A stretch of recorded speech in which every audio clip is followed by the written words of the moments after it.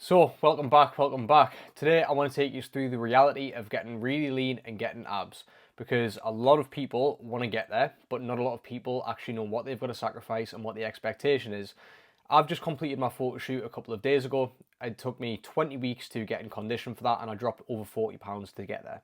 So, what I want to take you through today is your starting point, whether getting really lean is actually for you and how lean you actually want to get, and what you also have to sacrifice and what it's really going to look like when you get there. Because a lot of people think that it's just going to be a case of dieting really hard, being a little bit consistent for 8 to 12 weeks, getting in an absolutely amazing shape, and it's just going to be all fucking fine and rosy. But I want to tell you the reality of what I experienced over those 20 weeks today, and whether getting super lean is even worth it for you. And if you don't think it is, what the other options are for you. So the very first thing that we need to do before we look at how lean you actually want to get and what's worth it for you is we need to look at what your current body fat percentage is. So I'm going to put the body fat percentages over the top for men and for women. You need to figure out where you currently are and where you want to be and give yourself a decent time frame for that, because the next most important bit is how quickly we're going to lose the weight. Okay, so for an example, if you're currently at 30% body fat and you would like to be at around 10 to 15% body fat, you're going to have to lose 15% of the fat that's currently on your body, okay? That's going to be 15% of your body weight. Now, a more aggressive approach to fat loss would be 1 to 1.5% of your body weight per week, which is pretty much what I lost over the course of that 20 weeks. And a slightly slower approach is going to be losing 0.5% of your body weight per week. Now, the more aggressive that you go, the faster you're going to get there. But the catch is, you also have to give up a lot more along the way. The other option here is that we lose weight half as quick. It's obviously going to take twice as long, but you're going to have a lot more flexibility within that. Now, if you're somebody who isn't really too fussed or is willing to give up a lot of social occasions, it's not that you can't ever have them along the way, because I did, but they were very rare. If you're someone who's willing to give up a lot of social occasions, give up, eating the cakes, give up the pints, give up the burgers and all the rest of it, then losing body fat in a quicker way might be best for you. Now, we also need to make sure to have diet breaks in there as well, which I will get onto in a sec. If you're someone who wants to take it a little bit slower and you want to have a little bit more social occasions, you want to have a little bit more freedom, you can look at losing around 0.5% of your body weight per week. But the catch with that, again, is that it is going to take twice as long and you are still going to have to be consistent. You're still going to have to be hungry and you're still going to have to make sure that you stick to a diet, and you will also have to restrict some things. It's not a case of you losing it half as quick, but you can just eat whatever the fuck you want. It doesn't work that way. You still have to be consistent and you still have to be in a deficit for a prolonged period of time, even longer. Now, from my experience working as a transformation coach with over 100 people over the last 2.5 years, I tend to find that most people want to get in the fat loss phase and get out of it as quickly as they possibly can. We then start to reverse your calories back up to maintenance, and then you have the result. You start to focus on building muscle, you start to focus on really building your physique and improving it before we inevitably do a fat loss phase again, probably in the far future, because you've got yourself to a body fat percentage that you're happy with and you're happy to gain a little bit of body fat again and gain some muscle and stay lean. So the reality of being in a fast fat loss phase, again, is that you are going to be hungry. You are going to be tired. Along the way, I had to give up a lot of social occasions. I think I went out for maybe 4 meals in those 20 weeks.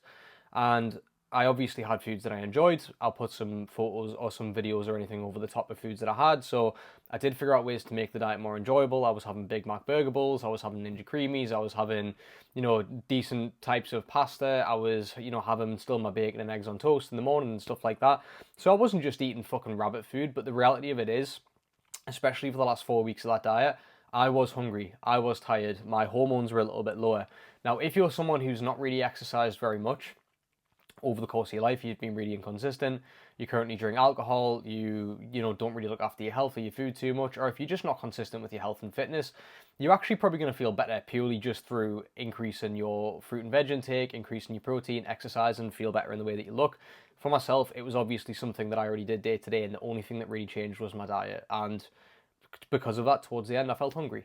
But the reality of it is, it's not an easy thing to do. Whether you're doing it fast or you're doing it slow, you need to make sure that you're willing to sacrifice the things that it's going to take to get there. Because if you're not willing to give up the social occasions, if you're not willing to do your steps every single day, if you're not willing to be in the gym consistently as much as it takes, and you're not willing to, again, say no to going out for meals, not all of the time, but most of the time, then you probably want to take a slightly slower approach. But again, from my experience, the realistic way of doing this for most people is by being aggressive, seeing the results really quick, because the massive benefit of doing this in a quicker way is that your motivation is also really high because you see results twice as fast. Believe me, one of the most motivating things in the entire world is doing a 16-week fat loss phase with some diet breaks in there, and you're 8 weeks into it and you've already seen a shit ton of results, and you're so much more motivated to get more because you're starting to see the veins come through, you're starting to see the abs come through, you're starting to see your shoulders pop. Things are really starting to change, and it's happening in such a short time frame that you're probably going to feel really motivated. And by that point, yes, you will be a little bit hungrier, but you're probably going to be a lot more motivated to not want to go out for meals all the time and not want to go and get pissed, because you're in the zone, you're locked in, as the kids say, and you just want to continue to see those results and you want to continue to push. Now, the most important thing that we can do within this is phase out your fat loss. You need to make sure that you map this out correctly. So I would recommend, again, going back, looking at the body fat percentage that you're currently at, looking at it where you want to be. So if you're currently at 25% and you want to get down to 10, you're going to be losing 1 to 1.5% of your body weight per week. You're going to take around probably 16 to 20 weeks to get there. That's just me being realistic. 16 weeks is probably okay. I normally like to add on 25% to every diet in case of illness, in case of lack of adherence, in case of, big life stresses, injuries, whatever it might be. You always add on a little bit extra than what you think you're going to need so you can actually hit the result. Now, what we're going to then do is we're going to phase out this fat loss. So the first 8 weeks, we'll do aggressive fat loss. Then you get a week of maintenance calories. Now, the reason that this is so important is it's going to reduce your diet fatigue from a physical and psychological standpoint. You're also going to half your training volume during that time. Again, we're always making sure that we're training to failure for every single set, but you're going to half your training volume during that time to really reduce your physical fatigue. You're also probably going to go out for 1 or 2 social occasions, but you have to make sure that it's still tracked and it's still at your maintenance calories. Okay, I cannot stress that enough. It still has to be your maintenance calories. It's not an excuse to go out and go 2,000 calories over your maintenance every single day, because you will put yourself back weeks. The whole point of this is that you're just giving yourself that little bit of extra food, you're giving yourself those social occasions, and you're having the extra carbohydrates, you're really reducing fatigue, so that by the time you go to push for that next 8 weeks of fat loss, you feel significantly fresher. Significantly fresher. Now, towards the end of the diet, you might want to do an 8-week block of fat loss, and then a diet break, then a 6-week block of fat loss, then a 4 or 5 day diet break, and then do another 3 to 4 weeks of fat loss after that, and then you should be able to get there, okay? That is generally the best way to do it for most people. If you're doing a fat loss, it's going to take twice as long and it's a lot slower. You probably don't need diet breaks quite as frequently. You probably just need one every 12 to 16 weeks, realistically. But again, it's going to take twice as long. But because you have a little bit more food, you're not going to be quite as fatigued and you're not going to be quite as hungry. But again, like I said, most of my clients do prefer that specific fast fat loss. The final part that I really wanted to talk about, and this is the part that nobody ever expects. This is the part that nobody really ever seems to talk about. And through all of the learning through the psychology courses that I've done on coaching psychology, the biggest surprise for myself when I've gone through my fat loss phase for a photo shoot, and what my clients also find, is you will become a way more regulated version of yourself. You will become a person who is more confident in themselves. You will learn that you have complete control over your choices, even when you're tired, even when you're stressed, even when you're hungry and when you don't want to. You're also going to start to learn that you have way more in you than you think. You've got a lot more ability to deal with stress than you probably think that you do. And when you go through a long-term fat loss phase and you prove to yourself you can stick to something hard, you prove to yourself that you actually do have choices over the actions that you take, and you just become this way healthier, happier, more confident, more regulated version of yourself out the other side of that. You look better, you feel better. Trust me, if you stick with it and it's done correctly with a coach that actually gives a shit and knows what they're doing, not to blow my own horn, but someone like myself, or toot my own horn, I think the term might be, you will come out the other side of it a much better, stronger, happier, healthy person. I can guarantee that, because I've never had a client do a photo shoot that has ever come out the other side of it and regretted doing it and felt like a worse version of themselves coming out the other side of it. It doesn't happen, because we always make sure that we do it right. And a lot of people say that might damage your relationship with food. Again, yeah, it probably will do if you've got a shit coach that doesn't know what the fuck they're doing. But if you are working with a coach that actually knows what they're doing and actually cares and puts your well-being first and makes sure that you don't damage your relationship with food and does the appropriate screenings before you start the fat loss phase, you'll probably actually get an increased better relationship with food, because you learn to say no to things that you don't want, and you also learn that you don't have to just say yes to absolutely everything. You'll actually probably find that you'll binge less, because you will learn to control yourself around food. And I've had every single client that I've ever worked with has always come out the other side of a photo shoot, yes, hungrier, yes, with more cravings right as they come out the back end of the shoot, but over time they actually have a significantly better relationship with food. They start to prioritize whole foods in the long run. They start to prioritize exercise in the long run. They start to realize they can deal with their emotions better. They start to realize they are a better, happier, healthier version of themselves. And if you do it right, that is guaranteed. And that is the biggest thing that most people don't talk about when it comes to a photo shoot or a long-term fat loss phase.